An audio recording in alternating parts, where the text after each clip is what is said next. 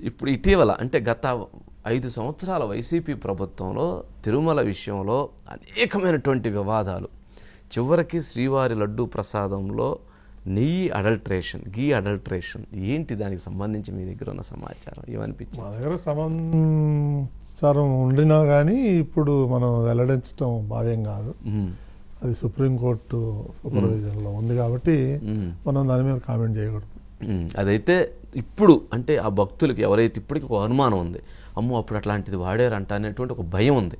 ఇప్పుడు జరుగుతున్నటువంటి ప్రొక్యూర్మెంట్, ఇప్పుడు జరుగుతున్నటువంటి నెయ్యి, ఇప్పుడు జరుగుతున్నటువంటి లడ్డు నాణ్యత విషయంలో ఎటువంటి మెసేజ్ ఇస్తారు, ఏం చెప్తారు భక్తులకి?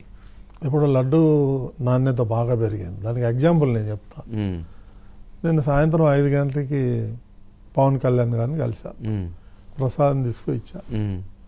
ఆయన తీసుకొని ఇట్లా పొంగిపోయాడు. ఈ వాసన చూసి నాకు చాలా సంవత్సరాలు పట్టింది, చాలా బ్రహ్మాండంగా ఉంది. కొంత లడ్డు తీసుకొని తిన్నాడు, చాలా బాగా ఫీల్ అయ్యారు. సో ఇది మనం కావాలనుకున్న మార్పు, చేయాలనుకున్న మార్పు, అది కూడా ఇంకా క్వాలిటీ పెంచుదామండి. ప్రతి ఏదైతే ఫుడ్ గ్రైన్స్ కొంటున్నామో ఆ L1లు అవి ఇవి పెట్టి నాసిరకం కొని, నాసిరకం కొన్ని L1 అంటే వాడు ఏమిస్తాడు? దానికి పారామీటర్స్ పెట్టుకొని ఏ క్లాస్ క్వాలిటీ కొని టెండర్ పాలసీలో తీసుకొస్తే కొన్ని మార్పులు చేస్తే బాగుంటాయి. అదే అన్నప్రసాదం కూడా అంతే కొన్ని మార్పులు తేవాలనుకుంటున్నాం. అంటే పప్పు దినుసుల కొనుగోలు విషయంలో పూర్తి స్థాయి నెంబర్ 1 క్వాలిటీ కొని చెయ్యాలనేటువంటిది. అంటే L1 L2 ముఖ్యం కాదు, క్వాలిటీ ముఖ్యం. దానికి ఆ నిర్ణయానికి ముందుకు వెళ్ళిపోతున్నారా? ఓకే. ఇప్పుడు అదే అన్నప్రసాదం మొన్న మీరు వెళ్ళారు, చూశారు, ఏమనిపించింది? బాగుంది. ఇంకేదైనా 1-2 ఐటమ్స్ పెంచితే బాగుంటుంది. ఓకే. నేను ఈవో గారితో 2 గంటలు కూర్చున్నాను 1 to 1. ఏమేమి ప్రాబ్లమ్స్ ఇవన్నీ నేను ఆయన దృష్టికి కూడా తీసుకెళ్ళాను.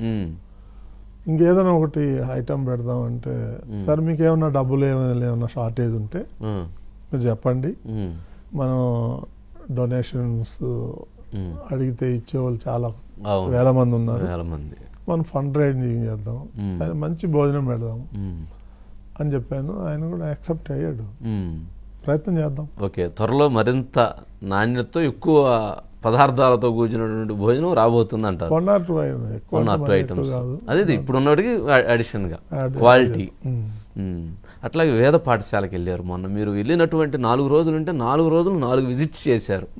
ఏంది వేద పాఠశాలకు సంబంధించి గతంలోకి ఇప్పటికి ఏ మార్పు తీసుకురాబోతున్నారు? అక్కడ ఉన్నటువంటి వేద పాఠశాల గతంలో చాలా సమస్యలు ఏర్పడి, వాటిని ఎలా ముందుకు తీసుకుపోతున్నారు? అది నిజంగా చాలా అద్భుతంగా ఉంది వేద పాఠశాల. మన థిక్ ఫారెస్ట్, ఆ ఫారెస్ట్లో ఉంది. ఇది ఒకటే బిల్డింగ్, ఒకటే క్యాంపస్, 360 మంది స్టూడెంట్స్ ఉన్నారు, చిన్న పిల్లలు ఉన్నారు. నా దృష్టికి వచ్చింది కొన్ని వాళ్ళకు కూడా సమస్యలు ఉన్నాయని. నేను చెప్పాను, కన్సర్న్ జేఈఓ లేరు, ఆవిడ గారు ఎలక్షన్లో ఎక్కడో వెళ్ళారంట డ్యూటీకి. వచ్చిన తర్వాత పిల్లలతో ఇంటరాక్ట్ అయ్యి వాళ్ళ సమస్యలు ఏమున్నాయి అది తెలుసుకొని 100కి 100 పాళ్ళు నేను దాన్ని షార్ట్అవుట్ చేస్తాను. ఓకే. మంచి మెరుగైనటువంటి విద్యని అందించేందుకు ప్రణాళిక తీసుకొస్తారు బ్రహ్మాండంగా. అంటే 360 మంది ఉన్నారంటున్నారు, దాదాపు 1000 మంది ఆ వేదం నేర్చుకోవడానికి సిద్ధంగా ఉన్నారంటున్నారు. మరి వాళ్ళందరికీ ఆ సౌలభ్యాన్ని కల్పిస్తారా? అక్కడ ఉంది ఫెసిలిటీస్.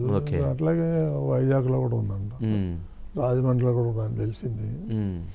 దాన్ని డెవలప్ చేద్దాం సాధ్యమైనంత వరకు. మనం చేయాల్సిన పని అట్లాంటిదే, అంతే కదా.